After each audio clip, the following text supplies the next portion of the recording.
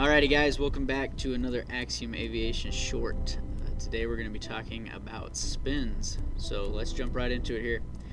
Let's start with what is a spin. Start with the very basics. So the spin is a type of stall that causes an aircraft to descend and spin along its vertical axis. So essentially what it is both wings are stalled and the airplane pitches down at the ground and enters a spinning movement as it is descending towards the ground. Just how our little arrow here shows. So as we move on, what causes a spin then? So we know what it is, now let's jump into what causes it. So a spin is caused by an uncoordinated stall. So we can ask ourselves, so what does uncoordinated mean, just so we're all on the same page here. If we look at our picture, we can see on the plane on the left is coordinated, the ball is centered, and the two planes on the right are uncoordinated. The ball for the rudder is not centered as it should be in the cage. So that would cause an uncoordinated stall, which could end in a spin. So if we're uncoordinated, when we do a stall, then we are likely to enter a spin, and these are the two times that we're most likely to enter an inadvertent spin. So the first is during slow flight, and the second is during power on stalls. So during slow flight and power on stalls, and we can talk about why this is.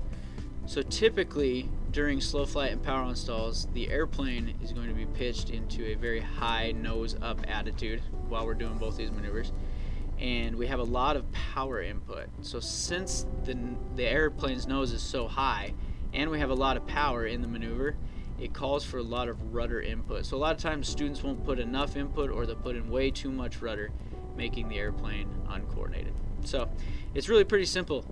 If you want to avoid a spin, all you've got to do is stay coordinated. Just keep that ball centered throughout the entire maneuver. Make sure you're using just enough rudder to stay centered.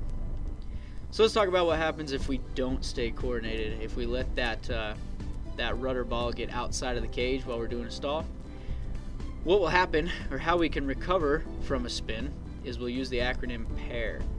So PAIR stands for, the P stands for power idle. So as the spin starts, we'll pull our power back to idle.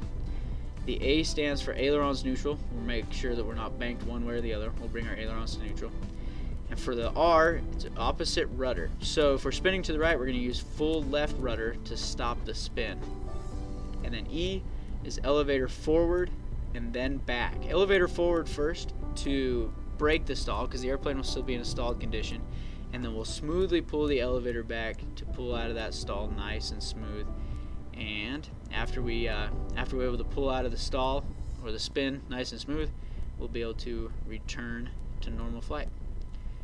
So thanks again for watching, guys. You can check out more of our videos at www.flyaxiom.com. Thanks for watching.